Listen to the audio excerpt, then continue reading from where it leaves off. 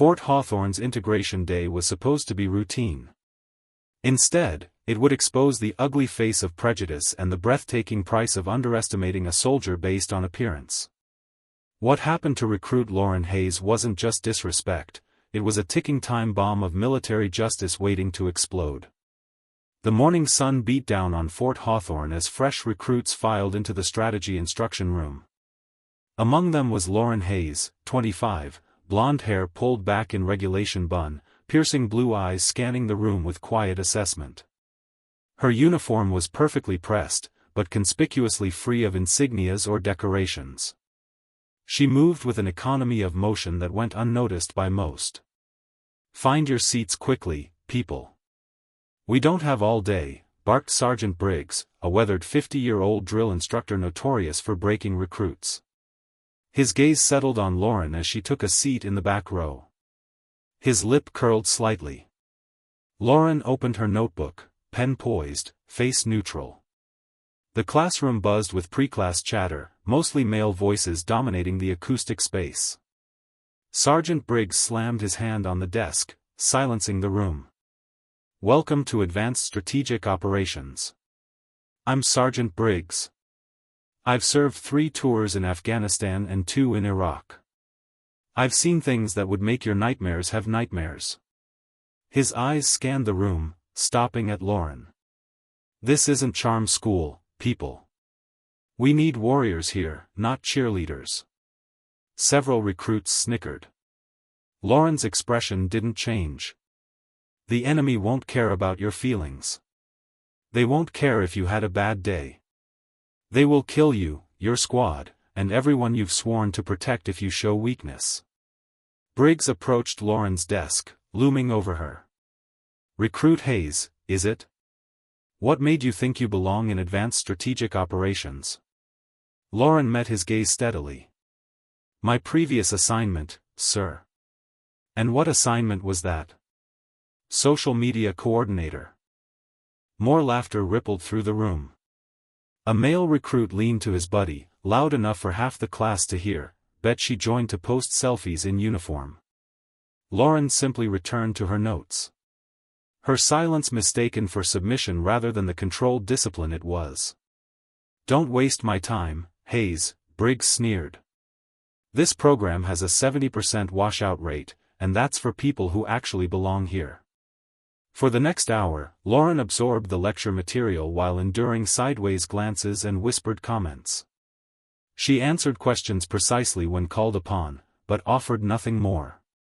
As class ended, Briggs announced, "Tomorrow, full military background presentations. Each of you will present your service history, medals, and combat experience. Some of you," his eyes flicked to Lauren, "might have very short presentations." Lauren gathered her materials and exited, her face betraying nothing of the storm brewing beneath. "What would you do in this soldier's boots? Drop a comment if you think this drill sergeant is crossing the line." What nobody at Fort Hawthorne knew was that Lauren Hayes' military record had been partially classified. 3 years earlier, Lauren had been deployed as a combat medic with the 75th Ranger Medical Battalion, attached to Special Operations Forces during Operation Iron Viper, one of the most intense covert missions of the past decade. Her first deployment had been baptism by fire. Dropped into an active hot zone, she'd performed emergency surgery under enemy fire, saving 4 operators whose extraction had gone catastrophically wrong. The bullet that caught her in the shoulder that day earned her first Purple Heart. Lauren didn't speak about that day, not about the searing pain, nor the way she'd continued working on the wounded operator while a fellow medic dug the round out of her own flesh. She'd received a commendation that remained sealed in classified files. 2 months later, she was back in the field. Operation Iron Viper had expanded with multiple teams infiltrating hostile territory to extract high-value intelligence assets. Lauren's helicopter came under fire during a medical evacuation. "We're hit. We're going down," the pilot had yelled as the aircraft spun violently.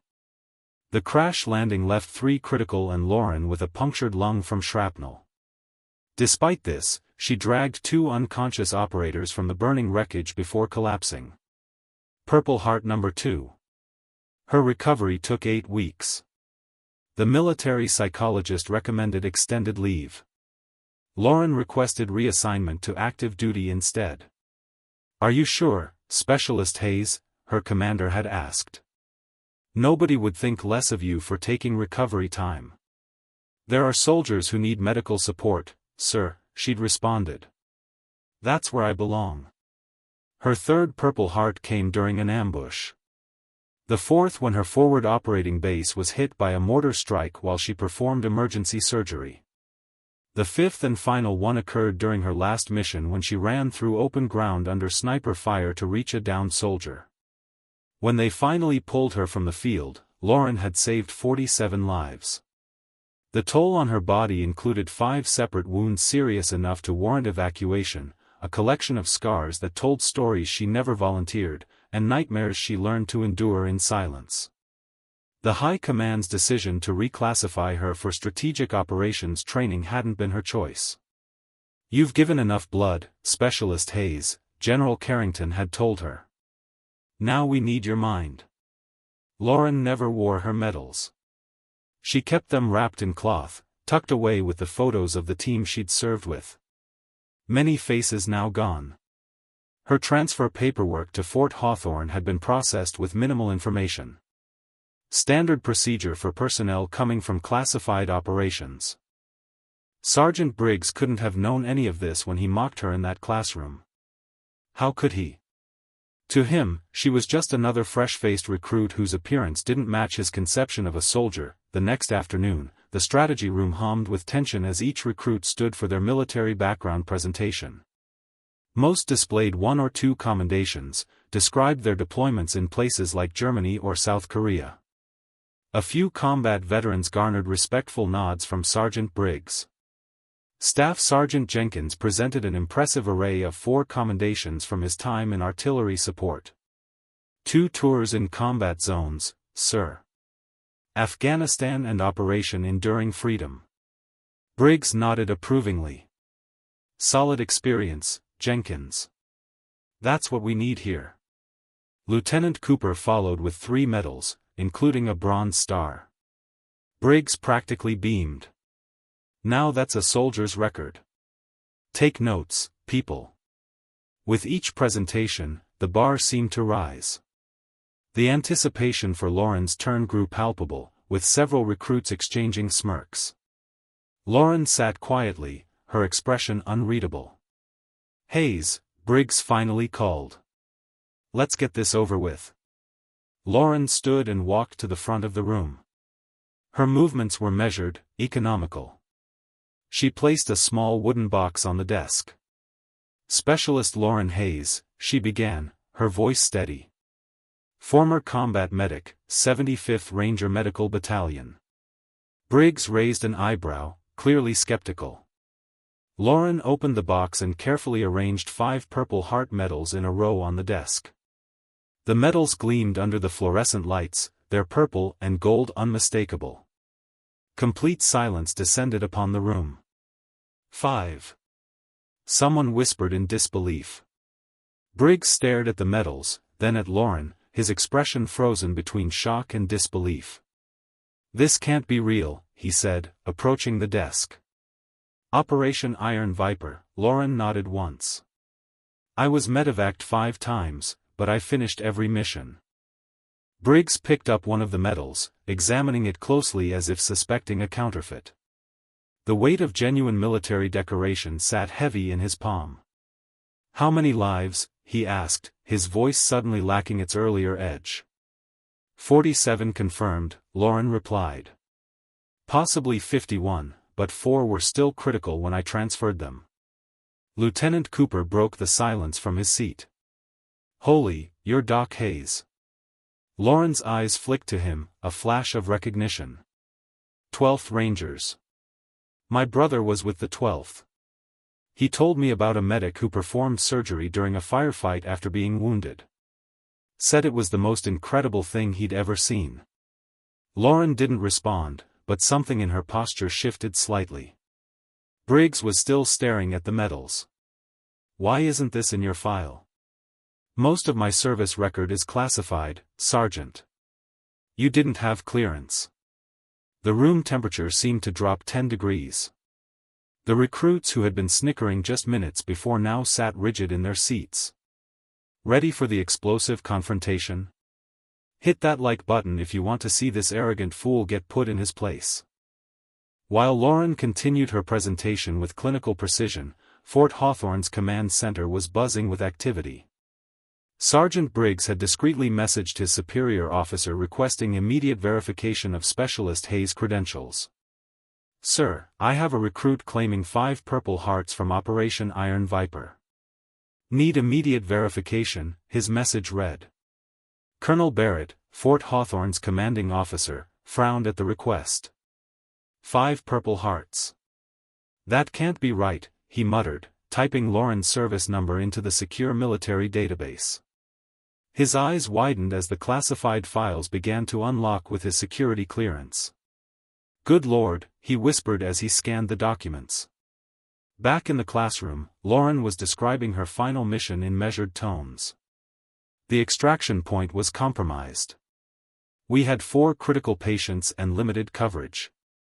The nearest landing zone was 3/4 of a mile through contested territory. The room was dead silent. Even Briggs stood perfectly still.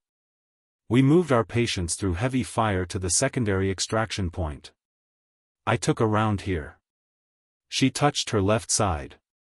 Approximately 20 minutes into the movement. Not a sound could be heard except Lauren's voice. Despite the injury, we completed the extraction. All 4 patients survived. In the command center, Colonel Barrett was on a secure line with General Carrington's office. "Yes, sir. She's here at Fort Hawthorne. Sergeant Briggs is requesting verification of her service record." The voice on the other end was clipped and authoritative. "Tell Briggs that not only is Specialist Hayes' record legitimate, but she's also under my direct observation. She's being evaluated for potential officer candidacy." Colonel Barrett's eyebrows shot up. "Yes, sir. I understand." He hung up the phone and penned an immediate memo to Sergeant Briggs. His aide rushed it to the classroom. The door opened just as Lauren was concluding her presentation. A private entered, handed Briggs a sealed envelope, and quickly departed. Briggs opened it, his eyes scanning the contents. His face visibly paled. Lauren stood at attention. "That concludes my presentation. Any questions, Sergeant?" Briggs cleared his throat, suddenly looking uncomfortable. "No questions, Specialist Hayes. Thank you for your extraordinary service." Lauren nodded once and returned to her seat. The other recruits stared at her with new eyes, some with awe, others with shock, all with respect. As the final presentations concluded, Briggs seemed distracted. When the session ended, he approached Lauren. "Specialist Hayes," he said, his voice notably more respectful. "Colonel Barrett would like to see you in his office immediately." Lauren gathered her medals and documents. "Yes, Sergeant." As she walked out, the room erupted in whispers. Lieutenant Cooper caught up with her in the hallway. "Is it true you performed a field tracheotomy under fire?" Lauren glanced at him. "Your brother exaggerates. I was only under sporadic fire at that point." Outside Colonel Barrett's office, a senior officer was waiting. "Specialist Hayes. I'm Major Richards. We've been expecting you." Lauren nodded. "I assume this is about my presentation, sir." "Partly," Richards replied, "but mostly about your future assignment. General Carrington has taken a personal interest in your placement here." For the first time, a flicker of surprise crossed Lauren's face. "Don't look so shocked, Hayes. Did you really think they sent you here just to take notes in Briggs' class?" Colonel Barrett's office was Spartan but impressive, with service plaques and unit flags displayed on the walls. He stood as Lauren entered and extended his hand. "Specialist Hayes, it's an honor to have you at Fort Hawthorne. Please have a seat." Lauren sat at attention. Thank you, sir. Barrett studied her for a moment. I've just had a very interesting conversation with General Carrington's office. Are you aware that you're being considered for the Officer Candidate School Fast Track program? No, sir. This is the first I'm hearing of it. Barrett nodded. That tracks with what I was told. This assignment to strategic operations was meant to be an evaluation period. He placed a folder on his desk. Your record speaks for itself, Specialist. What happened in that classroom today was unfortunate. Sergeant Briggs didn't have the proper clearance to access your full service history. I understand, sir. No offense was taken. Barrett's expression suggested he didn't quite believe her. Nevertheless, adjustments will be made. Starting tomorrow, you'll be participating in this course as a special advisor rather than a standard recruit. Lauren blinked. Sir. Your field experience in Iron Viper provides invaluable practical knowledge. We'd be fools not to utilize it. Back in the barracks, word had spread like wildfire. Recruits gathered in small clusters, discussing the revelation of Lauren's service record. 5 Purple Hearts, Jenkins kept repeating. Do you know how rare that is? There are generals who've never seen that much combat. Cooper nodded. My brother said the medic who saved his unit was some kind of guardian angel. Had no idea it was a woman, much less someone who looks like Hayes.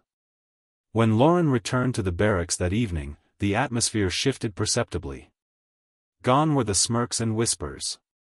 Instead, she was met with respectful nods and a new kind of silence, not the silence of dismissal, but of reverence. Across the base, Sergeant Briggs sat in his office reading through the unredacted portions of Lauren's file that Colonel Barrett had authorized for him. His face grew more somber with each page. The next morning, the class assembled as usual, but with one significant change. Lauren's seat in the back was empty. Briggs entered, his demeanor noticeably subdued. Attention! The class snapped to their feet.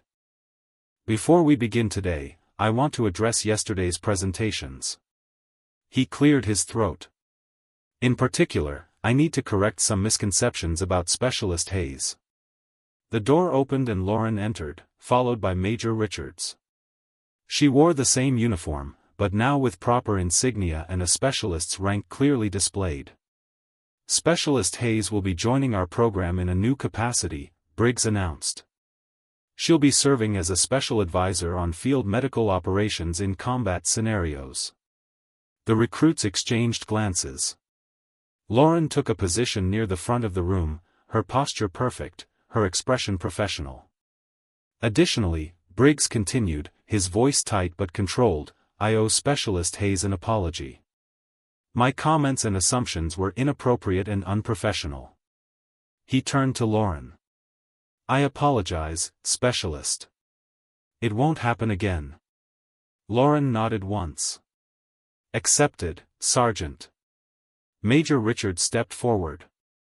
Specialist Hayes' experiences in Operation Iron Viper provide invaluable insights into real-world strategic applications. You would do well to listen carefully to her perspectives. Are you ready for the ultimate transformation? Hit subscribe if you want to see how this story ends. For the remainder of the week, the dynamics of the class transformed completely. Lauren's contributions during discussions revealed a deep understanding of battlefield realities that textbook theories couldn't capture. Her calm descriptions of treating catastrophic wounds while under fire left even the most experienced combat veterans in the room silent with respect. During a tactical medicine session, Briggs was explaining standard evacuation procedures when Lauren quietly raised her hand. Sergeant, if I may? Briggs nodded, stepping aside. In Iron Viper, we learned that standard procedures don't always apply in contested zones. When you're 800 meters from extraction and taking accurate fire, you have to adapt. She moved to the tactical board. The textbook says establish a perimeter here, but in reality, that exposes your casualty to crossfire. Better to use this natural depression for cover, even if it means a longer carry. The room was silent as Lauren sketched tactical positions. "I've carried wounded through terrain like this 4 times. Trust me, the extra distance is worth the protection." Jenkins raised his hand. "What about time factors? Doesn't the longer route risk bleeding out?" Lauren's expression grew serious. "That's where combat medicine differs from hospital medicine. Sometimes you have to choose between fast and safe. In my experience, getting there alive is more important than getting there quickly." By Friday, Sergeant Briggs was regularly deferring to her expertise on medical evacuation scenarios. The recruits who had once snickered now took detailed notes when she spoke. Lieutenant Cooper approached her after class. "My brother wants to thank you personally when he visits next month, if that's okay." Lauren offered a small smile, the first anyone had seen. "I'd be honored. Your brother's unit fought bravely that day." The final week of the program culminated in a comprehensive field exercise, a simulated combat scenario designed to test everything the class had learned. Traditionally, Sergeant Briggs selected the most promising recruit to serve as mission commander. The class gathered at the briefing room, tension thick in the air. Everyone knew this final exercise could make or break their evaluations. Briggs entered, followed by Colonel Barrett and Major Richards. The room snapped to attention. "At ease," Barrett said. "This final exercise will test your strategic thinking under pressure. You'll be facing a complex hostage scenario with limited resources and unclear intelligence." Briggs stepped forward. "For this exercise, we need a mission commander who understands both tactical requirements and medical contingencies." His eyes scanned the room, settling on Lauren. "Specialist Hayes will serve as mission commander." There was no surprise in the room, only nods of approval. Lauren stood. "Thank you, Sergeant. I accept the responsibility." For the next hour, Lauren laid out a comprehensive strategy that integrated combat operations with medical support in ways the standard doctrine didn't address. Her plan accounted for variables that only someone with her unique experience would anticipate. "The primary extraction route leaves the medical team exposed here and here," she explained, pointing to the tactical map. "Based on my experience in similar terrain, we should establish a secondary covered route through these coordinates." Colonel Barrett watched with undisguised approval. When the briefing concluded, he addressed the class. "I have observed many training exercises over my career. Rarely have I seen planning of this caliber." He turned to Lauren. "Specialist Hayes, General Carrington will be very interested in my report." The field exercise the next day went even better than anticipated. Lauren's team executed the mission with precision that impressed even the evaluators. When an unexpected complication was introduced, simulated artillery striking near the extraction point, Lauren calmly adjusted the plan without missing a beat. "Second squad, redirect to the tertiary extraction point," she ordered through the radio. "Medical team, prepare for incoming casualties from the strike zone." Her decisions saved the mission from failure. When the exercise concluded, even Sergeant Briggs looked impressed. "Outstanding performance, Specialist," he said during the debrief. "Your field experience clearly translated to effective command decisions." That evening, as the program came to its official close, Colonel Barrett addressed the entire class. "You've all shown remarkable growth," he said. "Some of you came here with preconceptions that have been challenged. Others discovered capabilities you didn't know you possessed." His gaze lingered on Lauren. "And some of you reminded us all of an essential truth in our military: never judge a soldier by their appearance, but by their actions and their heart." After the ceremony, Sergeant Briggs approached Lauren privately. "I've been assigned to oversee training at Camp Reynolds next month," he said. "But before I go, I wanted to tell you something." Lauren waited, her expression neutral. "In 20 years of service, I've made many judgments, some right, some wrong." He looked her directly in the eyes. "My judgment about you was the worst mistake of my career, and I'll carry that lesson forward." Lauren extended her hand. We all have lessons to learn, Sergeant. Even those of us with 5 purple hearts. They shook hands, and for a moment, 2 soldiers stood together, not as superior and subordinate, but as equals who had both learned something valuable. As the program dispersed and the recruits prepared for their next assignments, Lauren received orders to report to Officer Candidate School. The following month, General Carrington himself had signed the recommendation. That night, as she packed her medals away, Lauren's phone buzzed with a message from her former commander. Heard about Fort Hawthorne. Carrington says you're headed for OCS. Proud of you, document. She smiled and typed back, just doing my job, like always. In the end, it wasn't the medals that defined Lauren Hayes.